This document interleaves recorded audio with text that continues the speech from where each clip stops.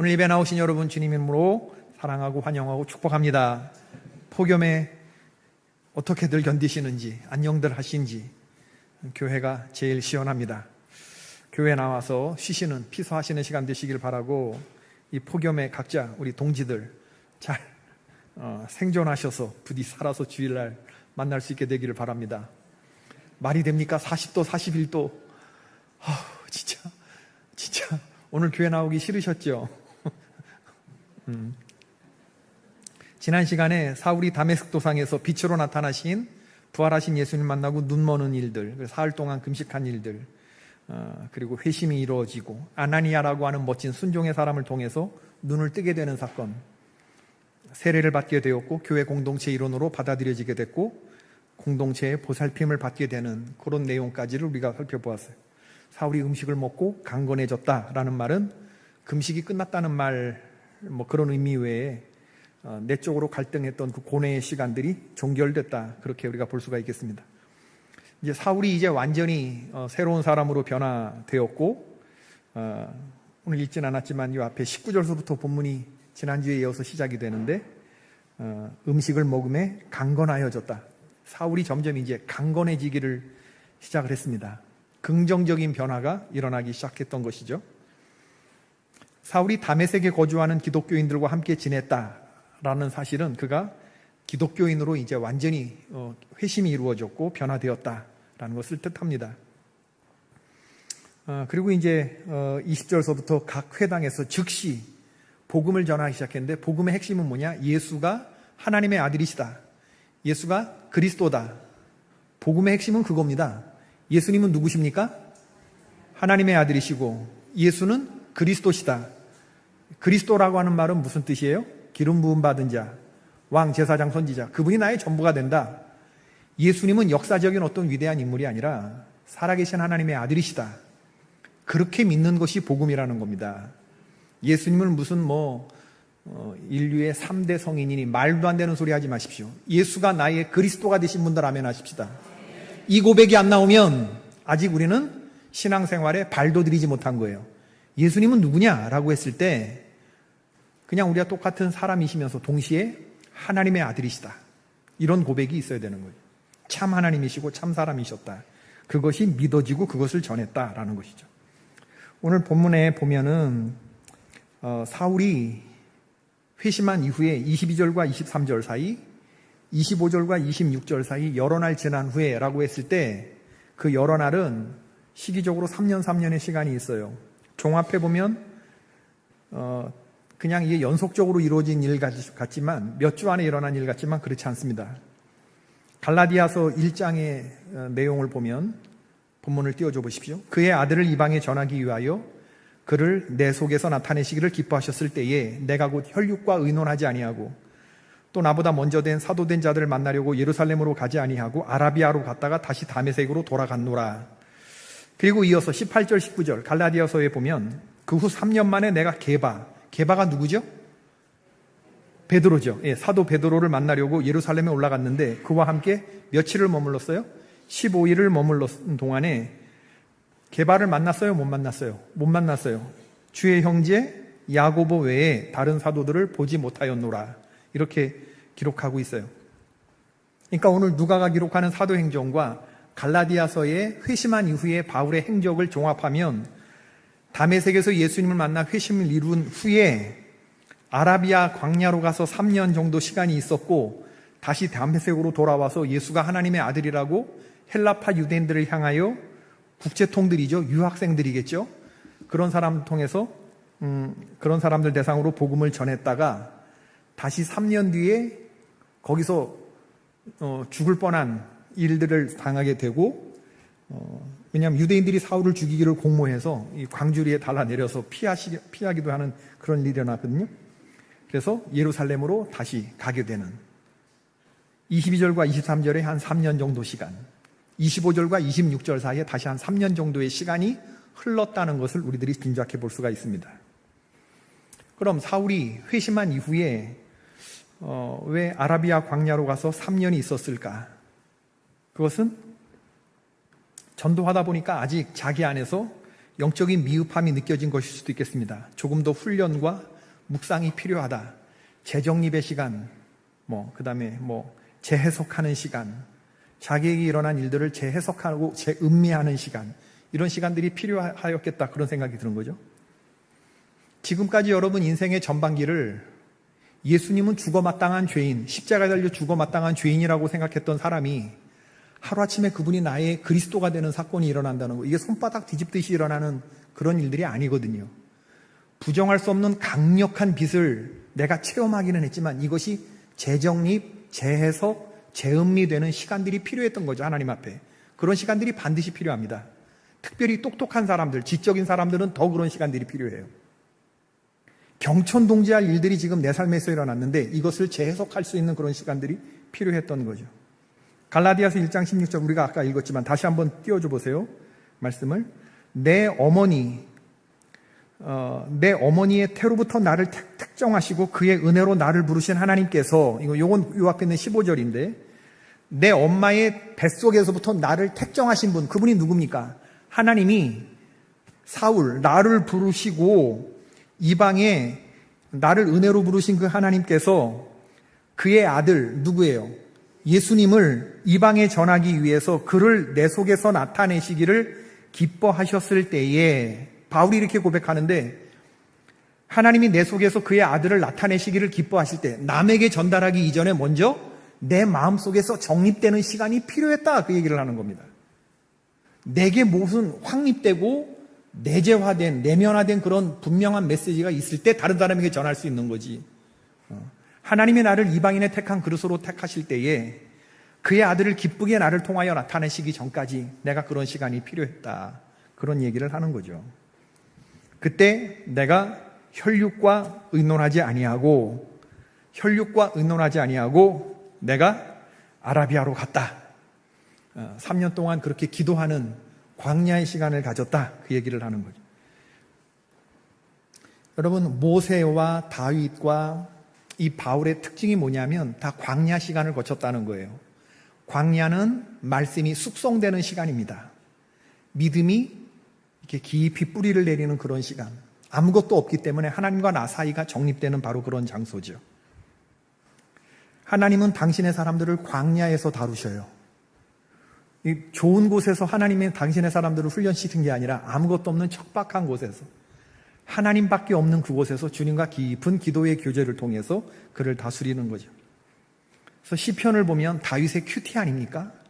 광야에서 만난 하나님, 주는 나의 산성이시고 요새시고 내가 사망의 음침한 골짜기를 다닐지라도 나와 함께 하시는 하나님. 그거 전부 다 사람들 사이에서 바쁘게 있을 때 경험된 지식이 아니라 광야에서 얻어진 그런 지식들입니다.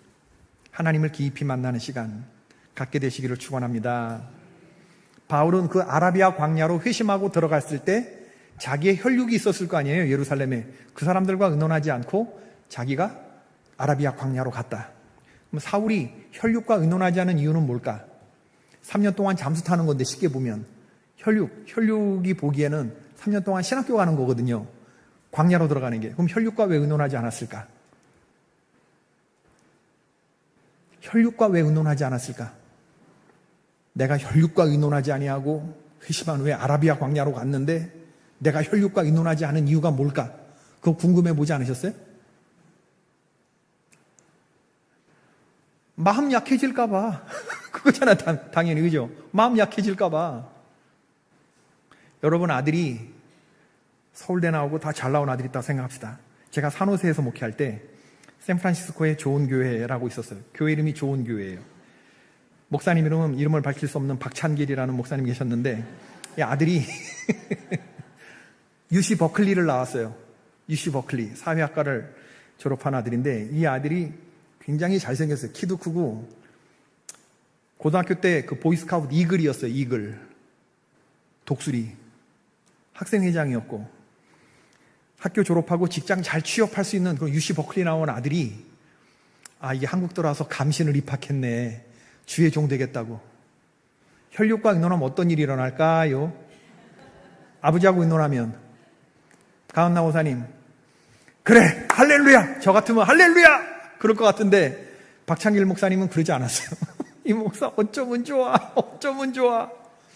혈육과 의논하면, 여러분 아들이 선교사 간다고 그러는데 혈육과 의논하면 여러분과 원수지지 않은 혈육치고 가라고 하겠어요? 가라고 하지 않으니까 혈육과 의논하지 않고 아라비아 광야로 갔다. 그리고 거기서 3년 동안 있었고 다메섹에서 복음을 전했다. 사울이 그렇게 3년 시간을 보내고 나서 다메섹의 각 회당을 다녔다. 회당, 각 회당이라고 말해요. 어느 회당 하나가 아니라 각 회당, 여러 차례 하나님의 복음을 전했다고 하는 것이죠. 듣는 사람들이 놀랐는데 그 회당에서 바울의 이야기를 듣는 사람은 헬라파 유대인들이었어요. 예루살렘에 있는 히브리파 유대인들이 아니라 국제파들, 유학생들, 이런 사람들 상대로. 지금까지 복음이 그렇게 전해진 바가 없었는데 거기에 딱 맞는 맞춤형 전도자가 나오게 된 거죠. 청중들이 놀랐는데 그들은 이 이름을 부르는 사람, 이렇게 나오는 거 보니까 바울이 전도하는 것에 대해서 긍정적이었을까요? 아니면 좀 반감을 갖고 있었을까요? 반감을 갖고 있었던 사람이다, 그런 뜻이죠. 부정적인 반응을 보였던 사람들. 그래서 그 청중들에게 반감을 샀다라고 하는 거죠. 그런데 사울은 거기에 아랑곳하지 아니하고 점점 더 강하게 하나님의 말씀을 힘있게 증거했다. 힘있게 담대히 전하니라. 이렇게 27절에 나오죠. 담대히 전하니라. 점점 바울은 강해지고 있어요. 사울이 어떻게 예수 그리스도를 전파했을까? 갈라디아서 2장 20절이죠. 내가 그리스도와 함께 십자가에 못 박혔나니, 우리가 잘 아는 구절이죠. 그런즉 이제는 내가 사는 것이 아니요 오직 내 안에 그리스도께서 사시는 것이라. 이제 내가 육체 가운데 사는 것은 나를 사랑하사 나를 위하여 자기 자신을 버리신 하나님의 아들을 믿는 믿음 안에서 사는 것이다. 사울이 이렇게 강력하게 말씀을 전하니까 다메섹에서 바울에게 이렇게 확신을 갖고 기독교인으로 개종한 사람들이 생긴 반면에 어떤 일이 또 생겼냐 하면 사울을 죽이기를 공모하는 그런 사람들이 생기기 시작했다는 거죠. 선한 영향력을 받고 기독교로 개종하는 사람이 생기는 거 아니냐면 저거 죽여야겠다. 저거 변절된 유대교 신자다. 이렇게 생각되는 사람들이 바울을 죽이려고 했다고 하는 거죠. 그래서 그 바울을 살리기 위해서 광주리에 담아 성벽에서 달아내렸다. 성문 입구까지 죽이기를 공모하는 사람들이 지키고 있으니 성문으로 도망치지 못하고 성벽에 광주리를 타고 그리고 도망쳐야 될 정도로 그렇게 급박했다. 그런 얘기인 거죠.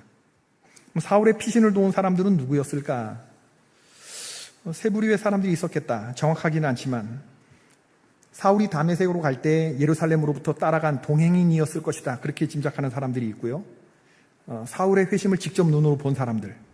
또 하나는 사울의 설교에 감동되어서 기독교인으로 개종한 헬라파 유대인들이 있을 것이다. 아니면 이전부터 있었던 다메섹 기독교인들이었을 것이다. 히브리파 유대인들이요. 얘들은 예루살렘의 스데반의 박해로 인해서 피한 사람들이 다메섹까지 이르렀을 때 그들이 사울의 피신을 도왔을 것이다. 누가 도왔는지는 정확하지 모르지만 아무튼 다메섹 교회가 그를 피신을 도왔다. 이렇게 볼 수가 있는 것입니다.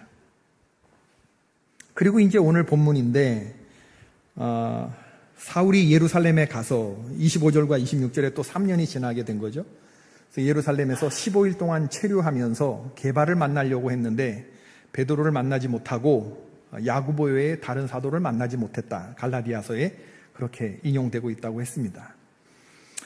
예루살렘 교회에서 이제 회심된 사울이 왔는데 이 사울을 믿어야 되나 말아야 되나, 이게 이제 또 예루살렘 교회가 시끄러워지기 시작한 거죠. 이거 받아들여야 돼요, 말아야 돼요? 스데반을 죽이는데 앞장섰던 사람, 다메섹에 가 있는 기독교인들을 잡으려고 사내들인의 체포영장을 가지고 쫓아갔던 사람, 그걸 죽이려고, 기독교인들을 죽이려고 했던 사람이 마음이 변해서 기독교인이 됐다는데 우리 공동체 안으로 들어왔는데 이 사람 받아들여야 돼요, 말아야 돼요? 제가 얘기하잖아요. 우리 같으면 받아들일 수 있어요, 없어요? 이런 사람들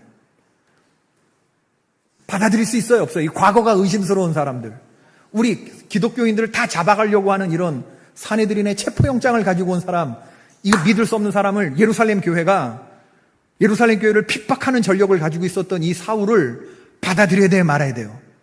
이게 회심했네, 그리고 왔는데 받아들여야 말아요? 받아들여야 된다, 아멘. 받아들이지 말아야 된다, 아멘. 그게 잘 모르겠어요. 근데 거기서 누가 나타나냐? 바나바라는 사람이 나타났다는 거예요. 바나바라는 사람이. 야, 바나바가 27절에 사도들에게 가서 얘의 회심을 믿어주자. 얘가 과거를 청산하고 기독교인으로 변화돼서 왔다는 것을 믿어주자라고 말했던 사람이 바나바예요. 바나바는 부부로 사이프러스 섬 출신으로서 레위인입니다. 본명은 요셉이었는데 사도들이 그에게 Son of Encouragement라고 하는 별명을 붙여줬어요. encourage라는 게 사람을 이렇게 힘나게 하는 사람, 위로하는 사람, 권면하는 사람 이런 뜻인데 권면의 아들, 위로의 아들이라고 하는 별명으로 그 사람을 불렀다니까. 원래 이름은 요셉인데 바나바의 이름이 너는 바나바라고 불렸어요. 권면의 아들 이렇게 바나바 이렇게 불렸는데 그 사람이 바울을 옹호하고 들었다 그 얘기죠. 예루살렘 교회에서 상당한 영향력이 있던 사람이고 충격적인 헌금을 했던 사람들이고 바로 이 바나바잖아요. 자기의 밭의 소유를 전부 다 팔아서 교회 공동체 핍절한 사람들을 위하여 내놓았던 그런 사람이에요. 여러분 전 재산 팔아가지고 사도의 발 앞에 두는 헌금 이거 쉽지 않습니다. 이거 흉내냈다가 아나니아 삽비라가 간 거잖아요. 이거 흉내내다가. 그런데 사울이 제자들과 함께 있었고 예루살렘에 출입할 수 있었다. 출입했다. 사울이 제자들과 함께해서 예루살렘에 출입했다. 28절이 가능한 것은 바나바가 그를 꽉 싸고 있었기 때문이에요. 긴가민가하고 여전히 의심스럽지만 누가 말하느냐가 중요해요. 어떤 말을 하느냐가 중요한 게 아니라 그 말을 누가 하느냐가 중요하다는 거예요. 이 사람을 믿을까 말까가 지금 반신반의한 상황에서 믿어주자라고 말했던 사람이 바나바였다는 거예요. 이 사람이 도대체 공동체 안에서 무시할 수 없는 권위 있는 사람이었기 때문에. 그런 얘기를 지금 하고 있는 것이거든요. 그런데도 헬라파 유대인들과 함께 말하여 변론하니 그 사람들이 죽이려고 또 힘쓰거늘 감싸는 사람이 있는가 하면 예루살렘에서도 쟤는 죽여야 된다 이렇게 말하면서 또 죽이려고 하는 사람이 있어야 됐다는 거죠. 그러니까 바울은 회심하고 나서 하나님의 사람으로 붙들림 받았으면 하나님이 당신의 사람으로 딱 세웠으면 멋있게 좀 여러 자리에 딱 세우고 똑똑한 사람이니까 사내들인 1.5세고 태어나면서부터 로마 시민권이 있었던 사람이고 헬라 말과 히브리 아랍 말이 그냥 유창했던 사람이고 이중 언어가 자유로웠던 사람이고 가방끈 길었던 사람이고 가말리엘의 수아래 있었던 이런 사람이 하나님에게 붙들려서 쓰임 받으면 좀 멋있는 자리에 좀 세워주면 좋잖아요. 근데 다메섹에서도 죽을 뻔해서 광주리 타고 도망쳐, 예루살렘에서도 도망쳐야 돼. 이런 어려운 일들을 당하게 된 거 보면 이게 무슨 얄궂은 운명이냐. 하나님 어떻게 나한테 이럴 수 있어요? 이런 생각이 당연히 들겠지만 사울이 하나님의 사람으로 택함받고 변화되어서 열심히 말씀을 전하는 사람이 됐는데 사람들이 박수 쳐지는 일을 환대가 아니라 목숨 부지하기 위해서 도망치는 일들이 계속 이루어지게 됐는데 이해 못할 어려움이 많이 왔다 그 얘기인데 여러분 견뎌야 됩니다. 돌파해야 됩니다. 왜 그러냐? 저도 경험이 있는데 개척 초창기 얼마나 어려운지 몰라요. 선교사 초기에 나가가지고 정착하는데 얼마나 어려움이 많은지 몰라요. 내가 진짜 하나님께 헌신하고 왔는데 이런 어려움이 왜 있지? 이런 생각이 들지만 그것은 지나고 보니까 사탄이 그런 나의 잠재력을 미리 알아보고 초장에 태클을 거는 것이다 라고 마음을 정리하면 속 편합니다. 하나님 나라의 영광을 위해서 파견된 사탄 나라에 굉장히 위험한 사람이 파송되어 왔기 때문에 초장에 이 사람을 넘어뜨리지 않으면 안 되기 때문에 사탄이 태클을 하나님의 사람에게 거는 거예요. 여러분 우리의 마음을 그렇게 정리할 필요가 있습니다. 하나님 도대체 나에게 왜 그래요? 이렇게 불평하고 원망하는 것이 아니라 당연히 여기고 견뎌야 하는 것이죠.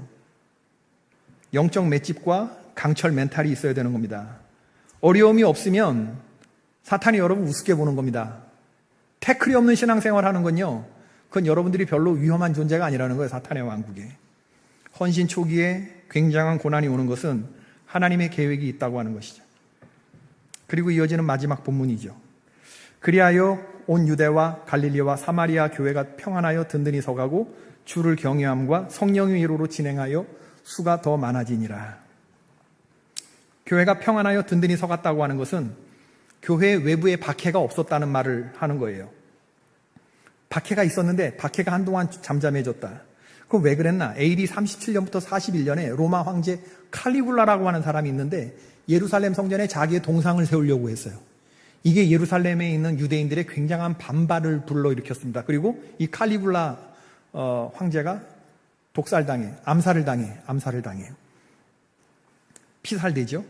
그래서 기독교에 대한 박해가 상대적으로 감소했던 그런 역사적 사실이 37년부터 41년 이 사이에 칼리굴라 로마 황제 사이에 있었던 사실이 있어요. 교회가 평안히 든든히 서가고 주를 경외함과 성령의 위로로 자라가게 됐다라고 하는 것이죠. 오늘 본문에 등장하는 여러 인물들을 한번 생각해 봅시다. 사도행전에 오늘 일어나는 이 사울의 회심을 어떻게 받아들일 건가 하는 문제는 오늘날 우리 교회에서도 동일하게 일어날 수 있는 일이에요. 내용은 다르지만 우리 교회에 사람을 환대하는 환대 지수는 얼마인가? 사람을 맞아들이는, 용납하는 이런 지수는 얼마인가?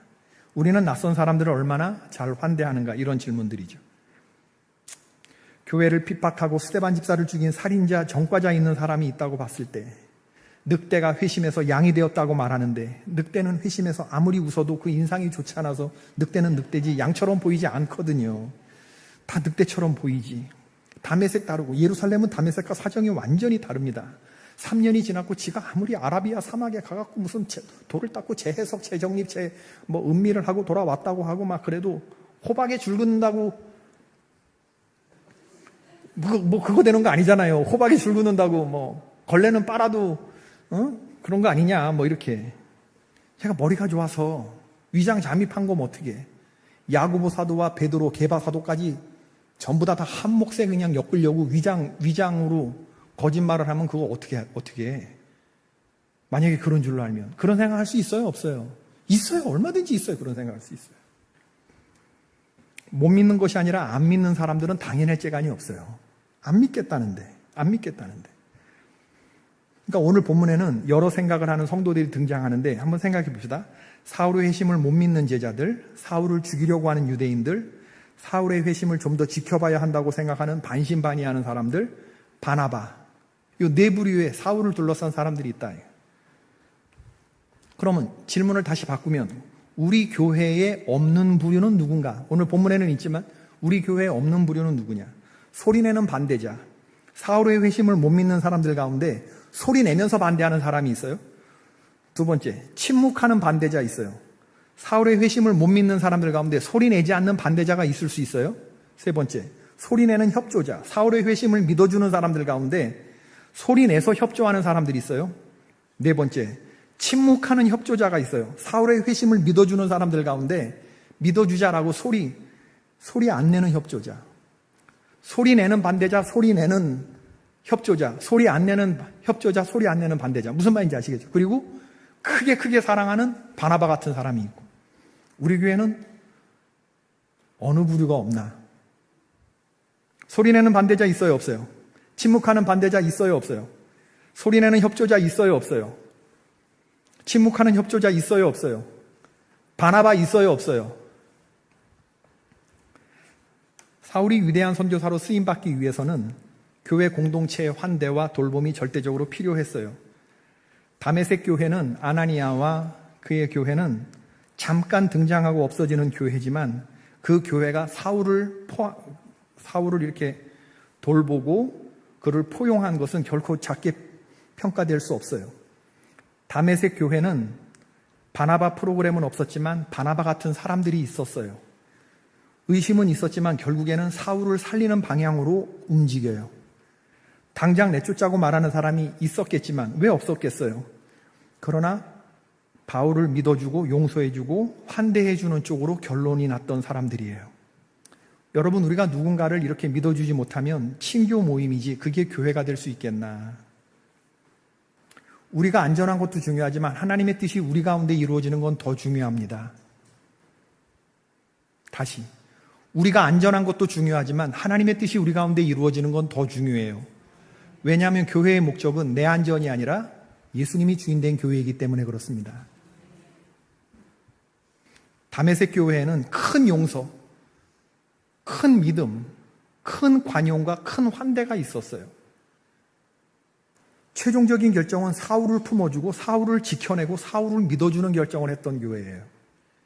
오늘날 많은 교회들이 바나바 프로그램을 가지고 있어요. 바나바 프로그램이라고 하는 건 우리가 알다시피 새가족 정착 프로그램입니다. 새가족이 하나 오면 그에 대해서 이제 새가족의 말 잘하고 좀 이인 사람, 아이가 아니라 좀 말하는 거 좋아하고 좀 적극적인 사람들이 탁 붙어가지고 막 정보를 캐내. 뭐 예쁘셔요. 뭐 고향이 어디세요? 몇 살이세요? 막 이러면서 학교는 어디 나오셨어요? 이런 걸 단시간 안에 막 얘기하면서 딱 그래. 그래서 그런 거 가면 바나바 교육하는 데 가서 그런 거예요. 그러면 딱 새 가족 오면 최대한 그 새 가족들이 정보를 알아내서 그와 비슷한 사람들을 막 뛰어서 불러. 막 3-4명이 막 와. 그럼 그 사람은 같은 김씨, 같은 이씨, 같은 박씨, 같은 고향 사람들일 수도 있고요. 같은 학교 나온 학연일 수도 있고요. 그리고 같은 성씨, 뭐 나이대별, 성별, 그다음에 이제 속장 이렇게 해갖고 한 4-5명이 이렇게 딱 새 가족이 쫙 와갖고 그 사람을 탁 써서 막 그 사람을 놓고 막 이렇게 해요. 그런 걸 좋아하는 새 가족도 있고 그런 걸 싫어하는 새 가족도 있는데 이게 바나바 프로그램이에요. 교회는 5명의 친구가 만들어지면 교회를 잘 정착할 수 있다. 이제 이런 거거든요, 개념이. 근데 그게 얼마나 가겠습니까, 여러분? 바나바 프로그램이 중요해요? 바나바가 중요해요? 바나바가 중요해요. 이 사람 믿어주자. 혈연, 지연 이런 거 다 떠나도 이 사람 믿어주자라고 공동체가. 저분은 콩으로 메주를 쓴다고 그래도 콩으로 메주 쓰는 거 맞죠? 파추로 메주를 쓴다고 그래도 믿을 뿐이야 라고 말하는 사람이 이 사람 믿어주자 라고 말할 때 그 큰 사랑으로 이 작은 사람을 콱 감쌀 때 그게 바나바지. 나는 우리 교회에 속장님들이 그렇게 돼야 된다고 믿는 거예요. 속장님들이 바나바 프로그램이 아니라 바나바가 되어줘야 된다고 생각합니다. 바나바 프로그램이 새 가족을 어디까지 끌고 있을 것 같으세요? 진심으로 그를 믿어주고 그의 회심을 안아주는 어머니 같은 그런 속장들이 있을 때 그게 바나바가 되는 거예요. 아무도 손대고 싶어 하지 않는 일이 있어요. 뜨거운 문제에 대해서 아무도 받아들이려고 하지 않는 그런 사람이 있어요. 반신반의가 아주 팽팽하게 맞서는 그런 아주 팽팽한 그런 순간에 그를 내게로 보내라. 그를 내게로 회개하라. 내가 해결할게 라고 말하는 사람. 위험하고 더럽고 어려운 문제. 아람왕의 친소를 들고 울부짖는 왕에게 이게 지금 우리를 시비하여 전쟁하려고 하는 거다. 울부짖는 왕에게 왕이 울부짖음이 어찌 일입니까? 그를 내게로 보내소서 라고 말하는 사람. 큰 믿음의 사람이 교회 공동체에 있어야 된다는 거예요. 다 왕 뒤에 숨으려고 하는 게 아니라 왕 앞에 나서서 그를 내게로 보내라 라고 말하는 분별의 사람, 성령의 사람. 여러분 바나바가 착해서 한 게 아니에요. 하나님의 뜻을 깊은 기도 중에서 영적인 통찰력으로 알아보는 거지. 아나니아도 마찬가지. 빌레몬서에 바울같이 말하는 사람. 오네시모가 빌레몬 너에게 손해를 입힌 것이 있다 그러면 그 금액을 나에게로 회개하라 라고 말할 수 있는 사람. 남의 짐을 대신 지는 사람. 그런 사람이 있어야죠, 교회. 위험하고 더럽고 어려운 3D 문제를 놓고서 내가 책임질게, 내가 할게, 내가 정리할게 라고 말하는 사람. 바로 그런 사람이죠. 바울처럼 카리스마 넘치는 인물은 아니지만 남들이 거리를 두거나 꺼려하는 문제에 먼저 뛰어드는 사람이 있어요. 교회는 그런 사람들이 있어야 돼요. 1등하는 앞선 선봉에 선 사람들은 아니지만 뒤에서 사람들을 하나로 묶어주고 오해가 있으면 풀어주고 문제가 있으면 해결하고 갈등이 있으면 정리하는 사람들이 있어요. 그런 사람들이 피스메이커인 거죠. 우리나라 전래동화에 나오는 밤에 살짝 일해놓고 사라지는 무슨 각시 같은 그런 사람들이 있죠. 그런 사람들이 교회에 우리 교회 속장님들이 그래야 된다고 생각이 되는데 바로 그런 사람. 쟤를 어떻게 믿어? 그럴 때 쟤를 믿어야 돼 라고 말하는 사람. 착하고 안 착하고의 캐릭터의 문제가 아니라 통찰력의 문제입니다. 사도행전 11장 24절에 보면 바나바는 착한 사람이요 성령과 믿음이 충만한 사람이라 이에 큰 무리가 주께 더하여졌다.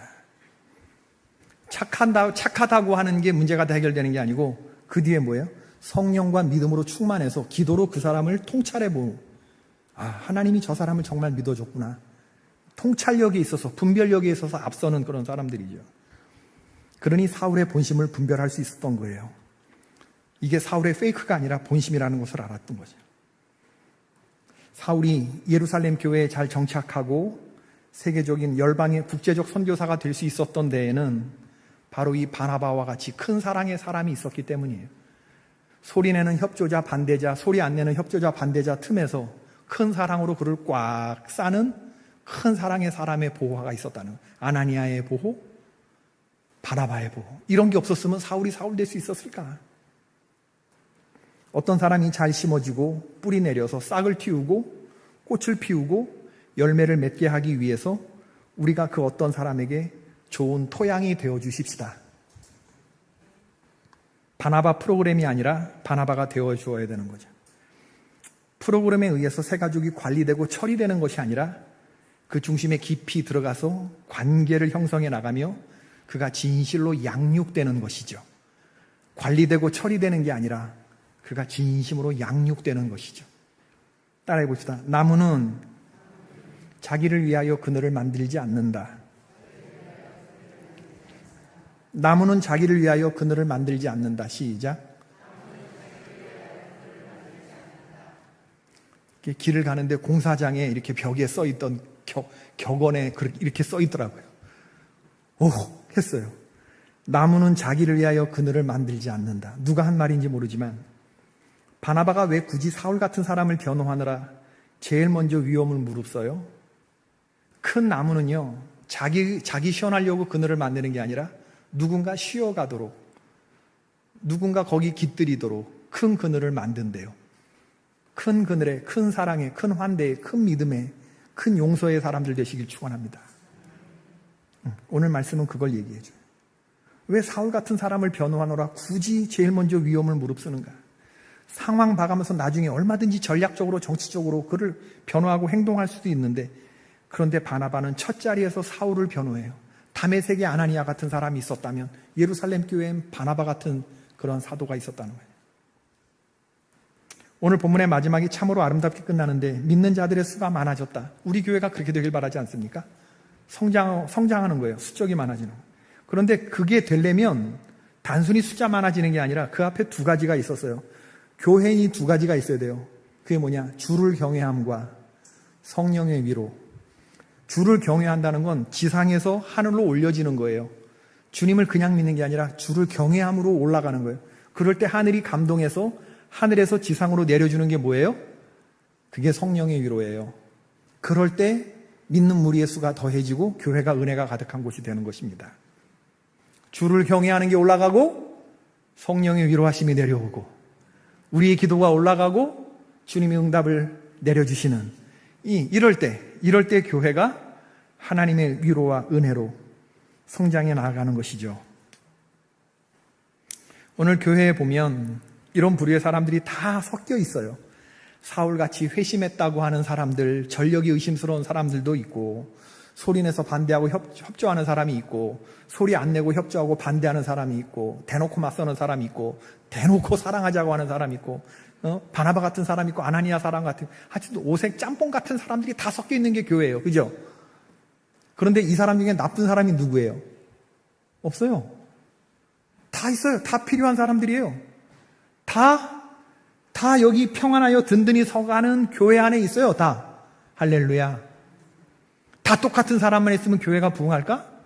괴물됩니다. 다른 사람이 있어서 나를 보게 하고 같이 보따리 써서 함께 가면서 주의 교회가 올라가는, 나를 힘들게 하는 사람이 있으니까 주를 경외함으로 기도가 하게 되는 거고, 또 성령의 위로가 각 사람에게 있게 되는 거고. 교회 그래 되는 거예요. 한 사람씩 또 한 사람씩 사울 같은 사람들을 이해하고 품어주고, 그렇게 하는 과정 속에서 주의 교회가 주를 경외함과 성령의 위로로 나날이 든든히 서갔다는 아름다운 이야기. 사람을 믿어주는 공동체, 사람을 키워내는 공동체, 사람을 죽이려고 하는데 그 죽이려고 하는 사람들을 기어이 품어주는 공동체, 사람을 돌보는 공동체. 우리 개포교회가 되기를 바랍니다. 고양이 쥐 게임 아시죠? 교회 공동체가 하는 게임인데 탁 둘러서 갖고 손을 각 잡고 딱 있어요. 쥐 한 마리를 선택하고요, 고양이 한 마리가 있어요. 그래서 고양이는 밖에 세우고 쥐는 안에 있어요. 고양이가 쥐를 확 차려 들어오면 이렇게 탁 막아가지고 고양이를 못 나가게 하고, 고양이가 들어오면 쥐를 빵 열어줘가지고 고양이. 이런 게임 알아요, 몰라요? 아, 모르는구나. 이게 요즘은 그런 게임 안 하나? 우리 땐 그런 게임 되게, 공동체 게임 할 때 삥 둘러서가지고 고양이는 못 들어오게 하고 쥐는 풀어주고, 그래서 고양이가 쥐를 잡으면 끝나는 게임인데, 이걸 공동체가, 오늘 본문 보면서 그 게임이 생각이 나더라니까. 사람을 믿어주는 공동체, 사람을 지켜내는 공동체, 사람을 키워내는 공동체, 사람을 살리는 공동체. 한 사람 한 사람씩 이 큰 사랑 안에 우리가 다 머물게 될 수 있었으면 좋겠어요. 우리는 다 한 보따리에 싸매져서 천국 가는 사람들입니다. 큰 믿음의 사람들. 오늘 성령께서 여러분의 또 저의 마음을 열어주셔서 나는 이 어디쯤에 내 모습이 있을 텐데 오늘 기도하시면서 주여 내가 큰 믿음과 큰 사랑의 사람이 되게 해주십시오. 개포교회 그렇게 기도하고 돌아가시기 바랍니다. 우리 함께 지어져가는 이 찬양 부르시고 우리 기도하십시다.